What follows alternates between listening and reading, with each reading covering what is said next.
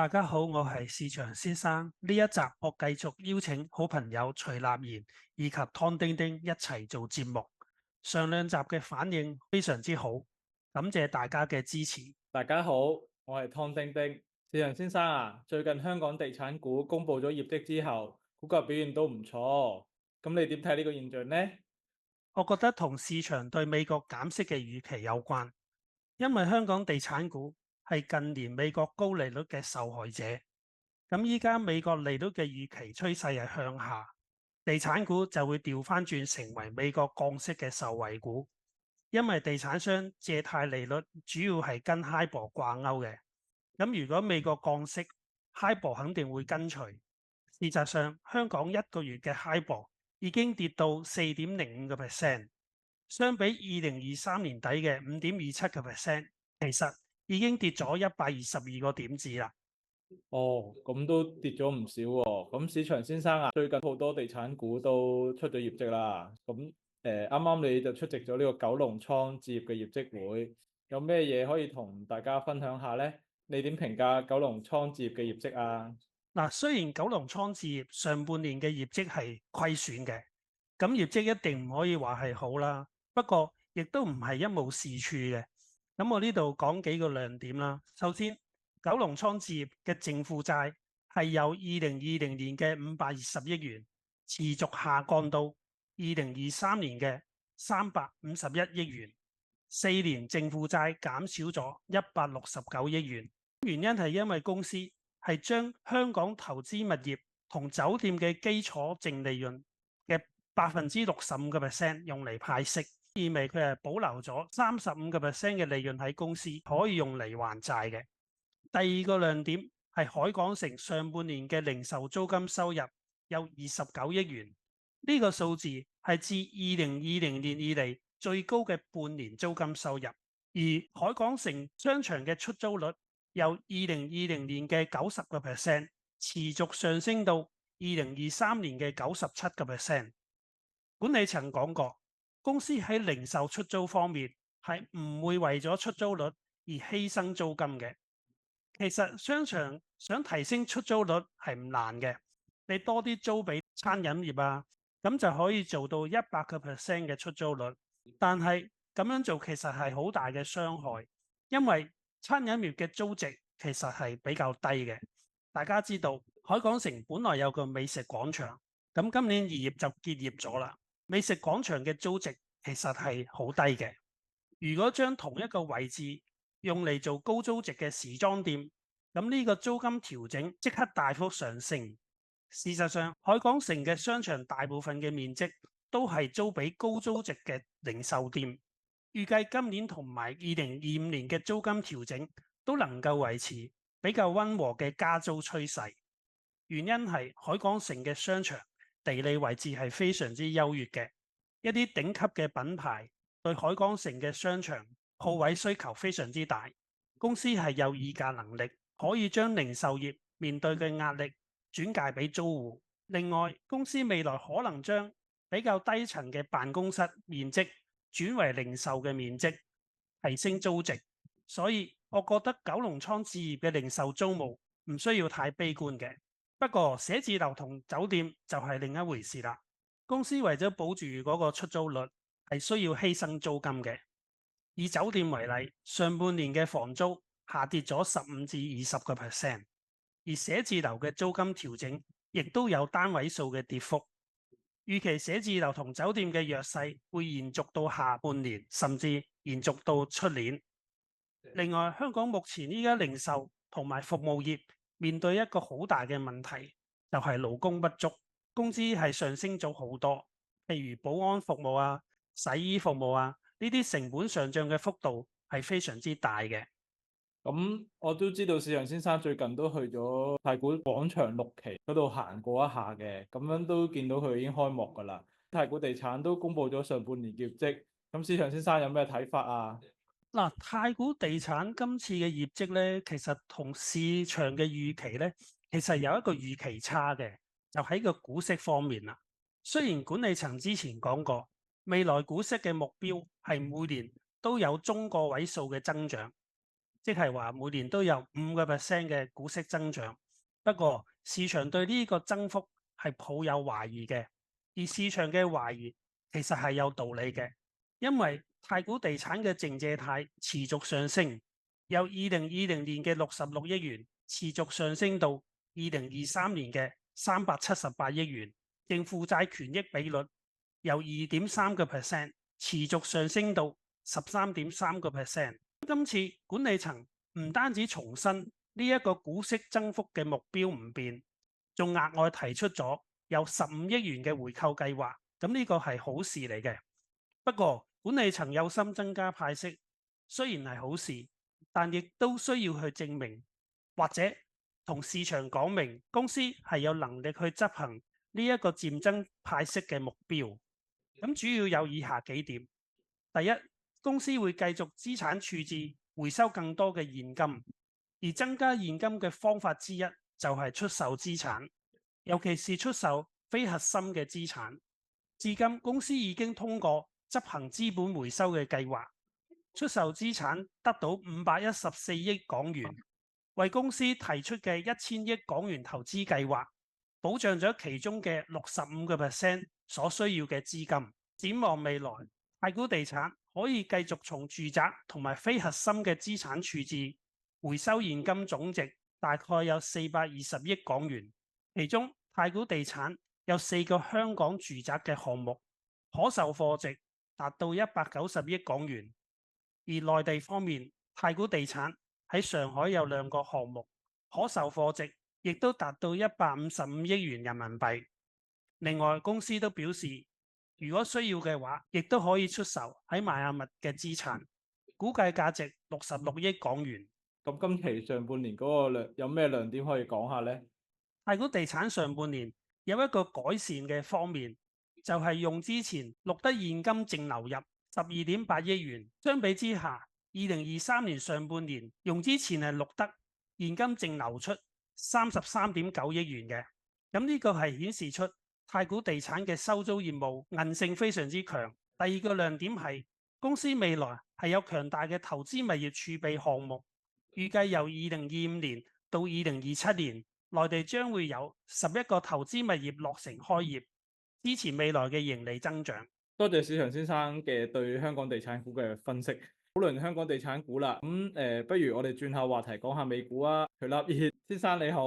咁我想請教下一啲問題嘅。上個禮拜咧，美股都比較大嘅波動啊。咁美股上個星期就出現咗一日大跌啦，之後又有大升喎。咁其實發生咗啲咩情況呢？咁我諗即係上個禮拜即係美股一個非常之大嘅波動啦，咁就星期一個標普500指數就大瀉3%啦，咁就另外就觸發咗其實個標普500指數個波動率指數個 VIX 又稱呢個恐慌指標啦，就飆升去到超過65啦，咁啊創咗近40年以嚟咧第4高嘅紀錄嘅。咁呢個亦都係僅次於1987年黑色星期一啦、2008年嘅金融海嘯同埋2020年嘅疫情嘅爆發咯。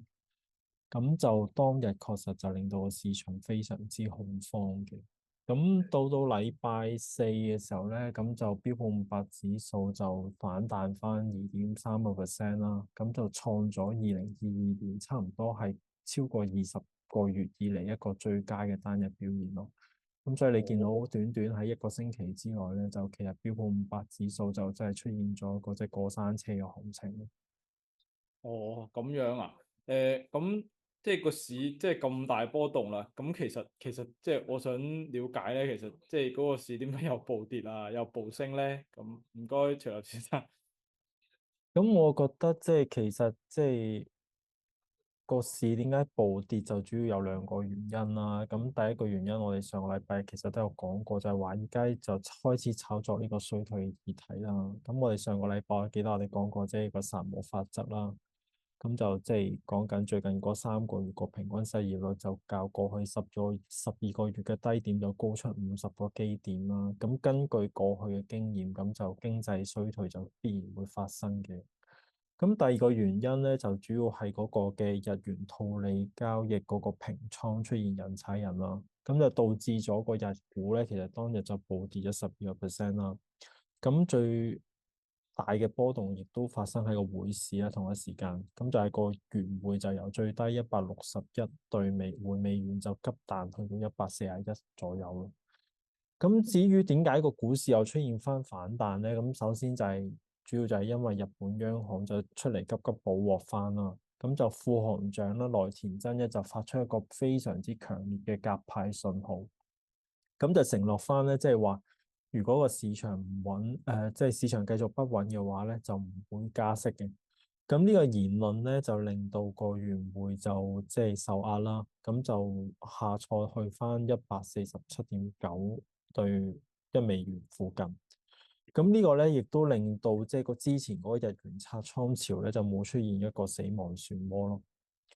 咁就另外啦，咁就去到禮拜四嘅時候咧，亦都出咗一個最新嘅美國經濟數據啦。咁嗰個就反映翻前一周嗰個初領新失業救濟人數咧就減少咗。咁就從即係前一個月啦，24.9萬人咧就下降去到23.3萬人啦。咁呢個係大幅優於市場預期嘅24萬人嘅。咁而呢一個數據出咗嚟之後咧，就緩解咗市場對於嗰個經濟急劇惡化嘅憂慮咯。咁所以就拉升咗美股喺禮拜四同禮拜五就能夠即係反彈咯。其實咁樣急升又急跌，咁其實即係個市場都個心理都好變化得好快咯，啲人咁我想問，即係目前市場個情緒有冇會樂觀啲啊？咁樣咧，仲有我想問下，即係美國股市咁樣會唔會再大跌咧？事實上咧，我哋睇翻即係個標普500指數咧，即係雖然只係從個高位，即係大概都係回調，最多嘅時候都係講緊8%啦。但係個市場個情緒咧，明顯係轉得非常之悲觀咯。因為我哋睇翻 Nick Davis Research 嗰個每日嘅交易情緒指數咧，其實就跌到去28.9呢個水平。咁呢個水平咧，已經係講緊係2022年上一次熊市嘅低點以嚟一個最低嘅水平咯。咁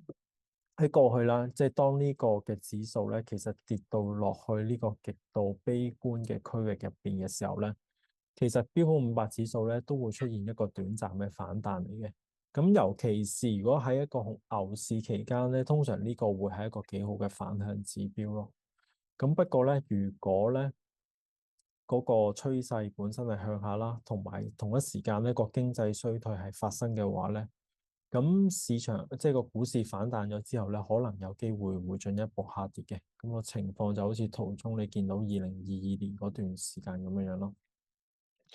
咁至於未來個股市可唔可以反彈咧？我覺得有兩點需要注意啦。咁第一樣嘢就係頭先我講啦，即係提到嗰個恐慌指數嘅曾經急升啦。咁雖然嗰個漲幅咧，其實係媲美即係多次嘅股災情況啦。不過咧，其實咧單看 VIX 個指數咧，係一個即係比較片面啲嘅角度去分析嘅。其實尤其是喺當日咧美股非常之動盪嘅期間咧，我都特別喺個會員頻道度有提到咧，就係嗰個 VIX 指數咧，即係本身只係預示緊市場對於標普500指數未來嗰30日內嗰個波動性嘅預期咯。咁嗰一下抽升，即係當然即係預期個市，即係預期個指數就會有一個比較大嘅波動啦。咁但係同一時間咧，我哋見到咧個信貸市場咧係非常之穩定或者有韌性。我哋見到咧嗰個信貸差價咧，即係講緊嗰個高收益嘅企業債券啦，同冇風險嘅政府債券嗰個嘅利差咧，其實只係小幅咁樣去上升嘅啫。咁樣呢度咧就說明咗一樣嘢，就係話雖然個股市個波動性係增加咗啦，但係對於投資者投資者對於個信貸市場個風險個感知咧，其實就冇顯著增加嘅。咁信貸市場嘅穩定咧，其實係喺成個市場入邊一個最重要嘅指標嚟嘅，因為其實咧佢就決定咗銀根個實際嘅寬鬆。咁亦都反映緊咧信貸市場咧其實咧，而反映信貸市場咧一個最敏感嘅指標咧，就係我哋要睇呢個嘅企業嘅信貸差價，因為咧佢係直接影響到咧企業嗰個融資能力同埋個流動性。咁喺信貸市場穩定嘅情況之下咧，通常我哋見到咧跌市多數都唔會持久嘅。咁因此咧，所以如果短期內嗰個美股市場咧，雖然可能面臨比較多嘅不確定性啦，但係如果個信貸市場係保持穩定嘅話咧，我自己覺得就唔需要太過悲觀嘅。咁第二樣嘢咧，我就覺得需要關注就係未來嗰個美國嗰個經濟究竟會唔會進入一個衰退啦個情況。咁就以而家美國嗰個家庭嗰個財政狀況嚟睇啦，美國嗰個家庭個債務咧已經係到達一個紀錄最高嘅水平。咁因為我哋睇翻咧，根據呢個紐約聯儲銀行咧，佢上個禮拜咧發布咗個最新嘅數據啦。去到2024年第二季度咧，美國家庭嘅總債務咧已經係增加咗1090億，就去到新高嘅17.8萬億美元。咁喺過去4年入邊咧，家庭個債務增長咧，其實升咗4萬億美金，咁就相當於27%。咁與此同時咧，我哋睇到咧，其實美國家庭咧嗰個嘅債務咧，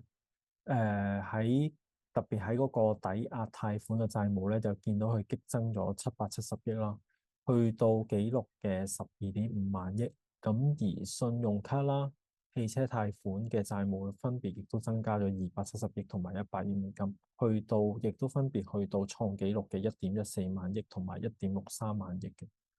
咁啊，除咗學生貸款就因為即係美國嘅政策即係寬免咗部分嘅學生貸款，減少咗100億外咧，咁你見到整體嗰個嘅家庭嘅債務咧，個負擔都係越嚟越重咯。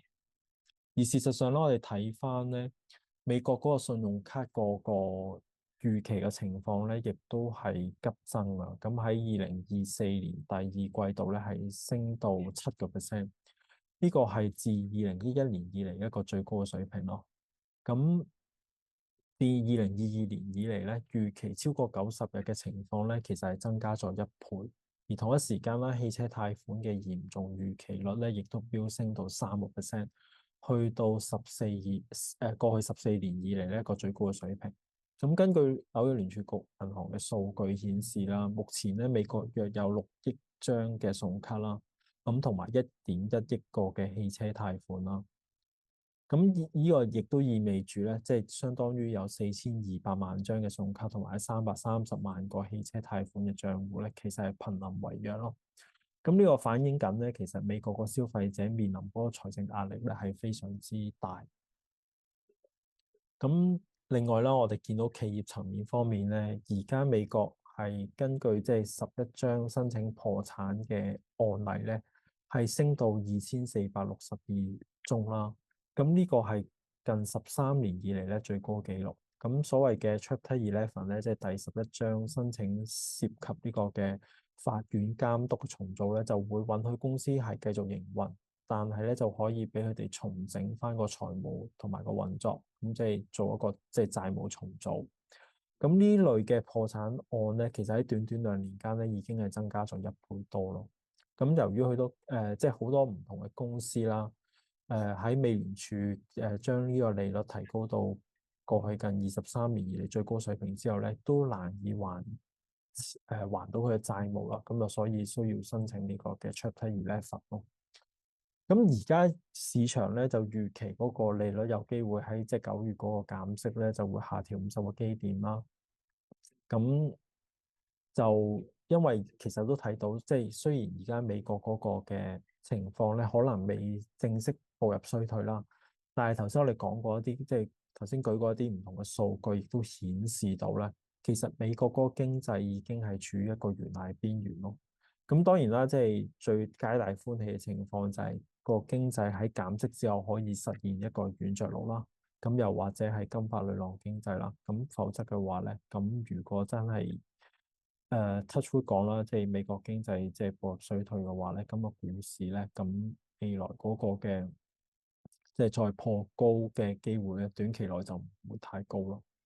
呢一集嘅內容好豐富，非常多謝徐立言同埋湯丁丁。咁今日嘅分享到此為止，請訂閱我嘅頻道、按讚以及分享俾朋友。多謝大家嘅支持，再見。